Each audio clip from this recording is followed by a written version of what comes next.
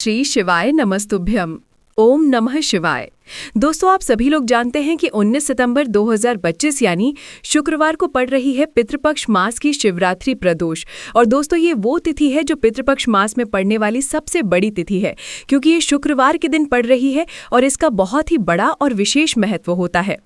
पूज्य गुरुजी ने कहा है कि अगर कभी भी मौका लग जाए और पितृपक्ष मास की शिवरात्रि प्रदोष शुक्रवार को पड़ जाए तो आप लोगों को एक चुटकी काला तिल वाला उपाय तो अवश्य ही करना चाहिए। इन दोनों का संयोग बहुत कम आता है और इसी के साथ ही में गुरुजी ने अपनी शिव पुराण कथा में बताया है कि इस दिन आपको एक चुटकी काला तिल वाला उपाय तो आपको अवश्य ही करना चाहिए, क्योंकि ऐसा दिन पूरे साल में सिर्फ एक ही बार आता है। और दोस्तों, आप सभी लोग जानते हो कि शुक्रवार प्रदोष व्रत का अगर सबसे बड़ा कोई उपाय है तो एक चुटकी काला तिल वाला उपाय है।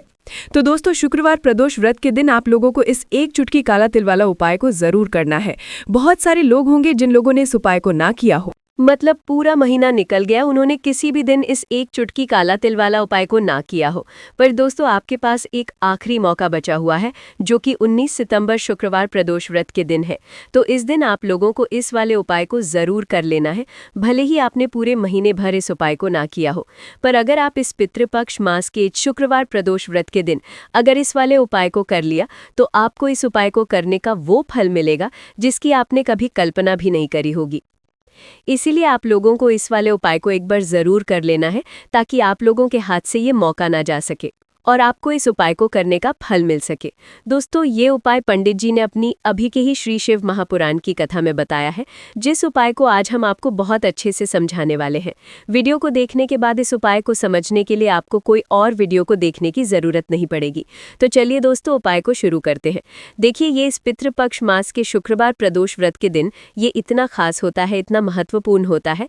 देखा गया है कभी कभी बड़े बड़े पूजा पाठ अनुष्ठान से जो मनोकामना पूर्ण नहीं होते, वो पितृपक्ष मास के शुक्रवार प्रदोष व्रत के दिन एक छोटे से उपाय करने से ही आपकी मनोकामना पूर्ण हो जाती है। और बहुत सारे लोगों ने इस उपाय को किया भी है और उनको इसको करने का फल भी जरूर मिला है। अगर आप लोग भी इस उपाय को करना चाहते हैं तो आप इस उपाय को पहले अच्छे से समझ लेना, सुन लेना, उसके बाद करना। आपको इस उपाय का फल जरूर मिलेगा। और इस उपाय को कर लेने से आपके घर में चाहे किसी भी प्रकार की दुख और समस्या क्यों न चल रही हो, आपको उसका कारण भी नहीं पता है कि भाई ये समस्या किस कारण से चल रही है, उसका कुछ भी कारण हो सकता है। जैसे पितृदोष हो सकता है, किसी भी तरह का मंगल दोष भी हो सकता है। तो इस दिन आप लोगों को ये वाला उपाय कर लेना है। ये एक ऐसा उपाय है जिस उपाय को अगर किसी विशेष दिन पर किया जाए तो भाई उस विशेष दिन का जो फल है वो तो हमें मिलता ही मिलता है, पर हमने उस दिन पर इस उपाय को किया है तो हमें उससे भी बड़ा फल मिलता है और फल बहुत जल्दी मिलता है, क्योंकि आप इस उपाय को बहुत ही बड़े और विशेष दिन पर कर रहे हो। तो चलिए अब उपाय के बारे में बात करते हैं।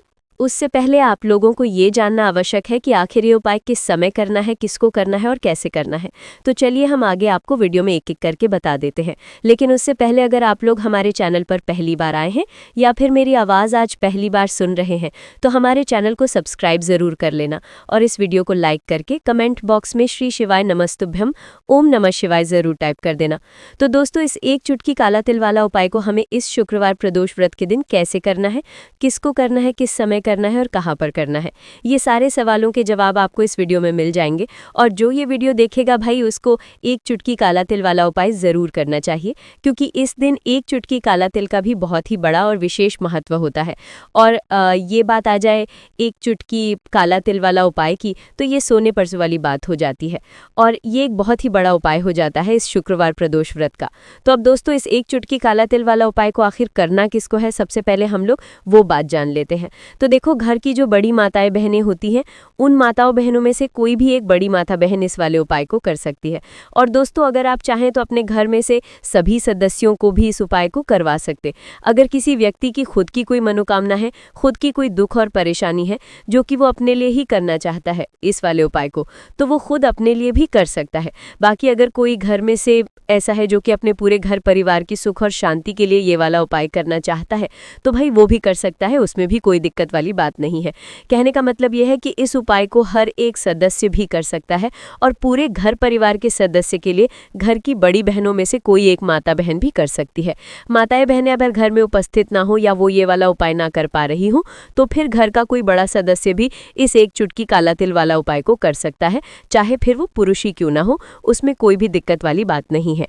अब दोस्तों जो अगला प्रश्न निकल कर आता है वो ये आता है इस उपाय को लेकर कि आखिर इस उपाय को हमें किस समय करना है, सुबह के समय करना है कि शाम के समय करना है।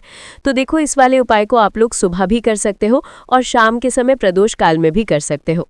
अब अगर आप पूछो कि भाई सबसे उत्तम समय कौन सा रहेगा इस एक चुटकी काला तिल वाला उपाय को करने का, तो हम आपसे बस यही कहेंगे कि इस उपाय को आप सुबह के समय करेंगे तो ज़्यादा बेहतर होगा। बाकी अगर प्रदोष काल शाम के समय भी करेंगे तो भी अच्छा होगा, उसमें कोई भी दिक्कत वाली बात नहीं है।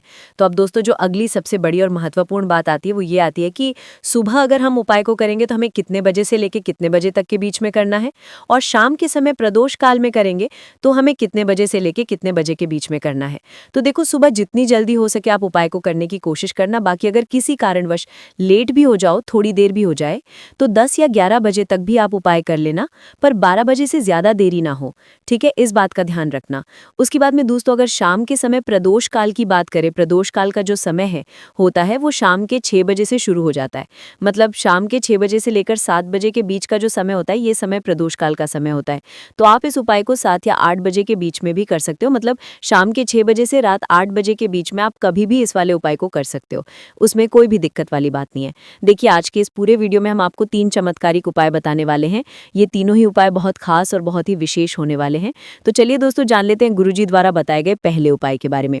देखिए ये उपाय आपको अपने परिवार के लिए करना है। यदि आप चाहते हैं कि आपका परिवार का प्रत्येक सदस्य तरक्की करे, उन्हें हर कार्य में सफलता की प्राप्ति हो, तो आपको ये उपाय करना है।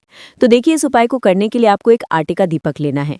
आपको अपने ही घर पर एक आटे का दीपक प्रकार से तैयार कर लेना है। अब देखिए दोस्तों इस प्रकार से आटे का दीपक तैयार करने के बाद इसी के साथ में आपको एक चुटकी हल्दी भी लेनी होगी। अब ये दोनों ही सामग्रियां लेकर के आपको पहुंच जाना है अपने ही घर में तुलसी जी के पौधे के पास में। देखिए कई लोग कमेंट करके पूछ रहे हैं कि क्या हम तुलसी जी के पौधे के वहाँ पर हमारे घर में जो तुलसी जी का पौधा है वो सूख चुका है, तो वहाँ पर भी इस उपाय को कर सकते हैं। तो हाँ बिल्कुल आप इस उपाय को, जो आपके घर में तुलसी जी का पौधा है वहीं पर आपको ये उपाय करना है। देखिए सबसे पहले तो आपको ये जो उपाय है सूर्यास्त के बाद यानी कि रात्रि के समय में ही करना होगा। अब देखिए सबसे पहले आपके पास जो एक चुटकी हल्दी है उसे आपको तुलसी जी के पौधे में डाल देना है। अब देखिए आप जो एक आटे का दीपक लेकर के आए हैं, सबसे पहले तो आपको उसे तुलसी जी के पौधे के पास में रखना है, और तुलसी जी पौधे के पास में रखने के बाद इस दीपक में हमें शुद्ध घी का प्रयोग करना होगा, और इसी दीपक में हमें गोल रूप की बाती का प्रयोग करना है, क्योंकि ये जो दीपक है विशेषकर हम हरि विष्णु नारायण के नाम से लगा रहे हैं। अब इस दीपक को आपको प्रज्वलित कर देना है और आपको भगवान विष्णु से, माता तुलसी से प्रार्थना करनी है कि हमारे घर में परिवार का प्रत्यक्ष सदस्य तरक्की करे, उसे अपने हर कार्य में सफलता की प्राप्ति हो, पूरा परिवार खुश रहे।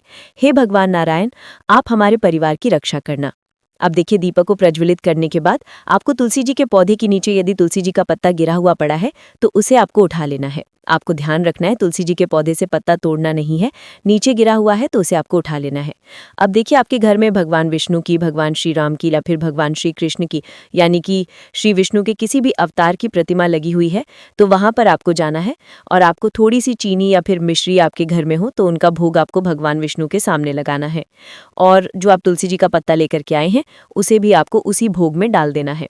अब देखिए थोड़ी सी देर इस भोग को वहीं पर रखे रहने देना है, और फिर इस भोग को आपको अपने घर के परिवार के प्रत्येक सदस्य को प्रसाद स्वरूप प्रदान करना है। यकीन मानिए इस उपाय को करने से आपके परिवार का प्रत्येक सदस्य हमेशा तरक्की पर रहता है और आपके परिवार में हमेशा खुशियां बनी रहती हैं। तो इस प्रकार से आपको पहला उपाय कर लेना है। अब हम जानते हैं दूसरे उपाय के बारे में। देखिए ये जो उपाय है विशेषकर धन की प्राप्ति के लिए है, माँ लक्ष्मी को प्रसन्न करने के लिए है, और विशेषकर शुक्रवार प्रदोष व्रत की रात्रि में ही आपको ये उपाय करना है। देखिए सामने आपको एक दीपक दिखाया जा रहा है, तो आपको एक दीपक लेना है। दीपक आप मिट्टी का भी ले सकते हैं, आटे का भी ले सकते हैं।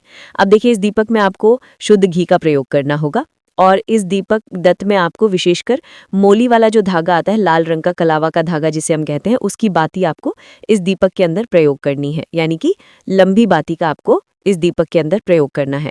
अब देखिए ये जो दीपक है आज रात्रि में लगभग 8 बजे के लगभग आपको ये जो दीपक है तुलसी जी के पौधे के पास में प्रज्वलित कर देना है। दीपक की जो बाती है उसका मुख आपको उत्तर दिशा में रखना है, इस बात का ध्यान रखना है, और आपको ओम महालक्ष्मी नमः इस मंत्र का लगातार जाप करते रहना है।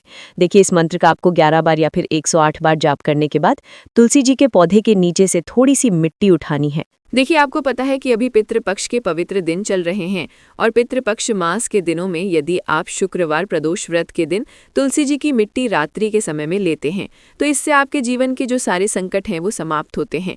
अब देखिए, आपको एक गिलास लेना है, उसमें आपको जल भरना है और जो आपने तुलसी जी की मिट्टी ली है सबसे पहले तो उसे आपको उससे गिलास के अंदर डालना है और इसी के साथ में आपको एक चुटकी हल्दी भी पात्र के अंदर डालनी है। अब देखिए, इस जल का छिड़काव आपको अपने पूरे ही घर में करना है। देखिए, जल का छिड़काव आपको अपने घर के प्रत्येक कोने में करना है, मुख्य द्वार पर करना है, प्रत्येक कमरे में करना है, केवल अशुद्ध स्थानों को आपको छोड़ना है। बाकी आपको प्रत्येक कोने में, प्रत्येक कमरे में जहां आप धन रखते हैं, चाहे रसोई घर हो, वहां पर आपको इस जल का छिड़काव करना है। और जल का छिड़काव करते समय आपके मन में यही भाव रहना चाहिए कि माता लक्ष्मी की कृपा से हमारे जीवन में हमेशा धन धान्य के भंडार भरे रहे और जीवन में जो भी संकट है, कष्ट है, वो सभी दूर हों। इस प्रकार से कामना करते हुए सुंदर भाव के साथ आपको ये उपाय करना है। देखिए, इस उपाय को करने से घर का जो दुर्भाग्य है वो दूर होता है, तो इसीलिए आपको शुक्रवार प्रदोष व्रत की दिव्य रात्रि में ये उपाय करना है।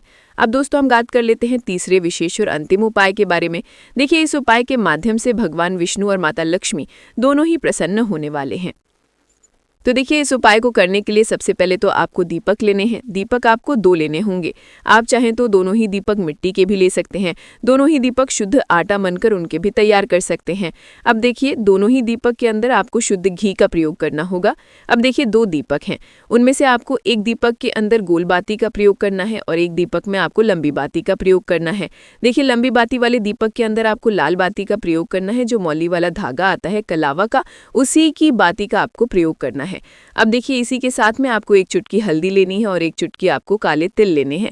अब देखिए दोस्तों, ये उपाय भी आपको विशेषकर रात्रि के समय में ही करना होगा। तो देखिए, सबसे पहले तो आपको ये जो सभी सामग्रियां हैं तुलसी जी के पौधे के पास में लेकर के पहुंचना है। देखिए, आपके पास जो गोल बाती का दीपक है, इसे आपको तुलसी जी के पौधे के पास में प्रज्वलित करना है। ओम नमो भगवते वासुदेवाय नमः इस मंत्र का जाप करते हुए। अब देखिए, आपके पास जो काले तिल हैं उन्हें आपको अपने सीधे हाथ में रखना है और आपके जीवन में जो भी समस्याएं हैं, परेशानियां हैं, जीवन में जो भी संकट हैं, बाधाएं, उन सभी को दूर करने की आपको प्रार्थना करनी है। और ये जो काले तिल हैं आपको उससे जलते हुए दीपक के अंदर डाल देने हैं। तो देखिए, इस प्रकार से हमने ये जो गोल बाती का दीपक है भगवान विष्णु के निमित्त प्रज्वलित किया है। अब देखिए दोस्तों, आपके पास जो लंबी बाती का दीपक है और आपके पास जो एक चुटकी हल्दी है, इन दोनों को आपको अपने घर के मंदिर में लेकर के पहुंचना है। देखिए, आपके घर के मंदिर में जो माता लक्ष्मी की तस्वीर है या फिर माता लक्ष्मी के किसी भी स्वरूप की तस्वीर है, प्रतिमाएं हैं, तो सबसे पहले तो के सामने आपको ये दीपक रखना है। दीपक के नीचे आपको चावल या फिर अनाज के कुछ दाने अवश्य ही रखना है। देखिए, सबसे पहले तो आपको ये जो दीपक है इसे माता लक्ष्मी जी के सामने प्रज्वलित कर देना है। अब देखिए, आपके पास जो एक चुटकी हल्दी है इसे आपको जलते हुए दीपक के अंदर डाल देना है और आपको ओम महालक्ष्मी नमः या फिर ओम नमो भगवते वासुदेवाय इस मंत्र का जाप करना है। माता लक्ष्मी से आपको प्रार्थना करनी है कि जीवन से जो भी दुर्भाग्य है, दरिद्रता है, उन्हें आप समाप्त करें और हमारे घर में हमेशा सुख, शांति और समृद्धि बनी रहे। इस प्रकार से आपको कामना करनी है।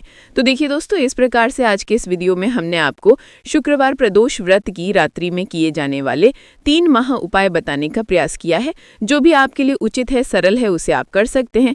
तो दोस्तों, ये थे पूज्य गुरुजी द्वारा बताए गए कुछ बहुत ही खास उपाय। अगर आपको जानकारी अच्छी लगी हो तो वीडियो लाइक करिएगा।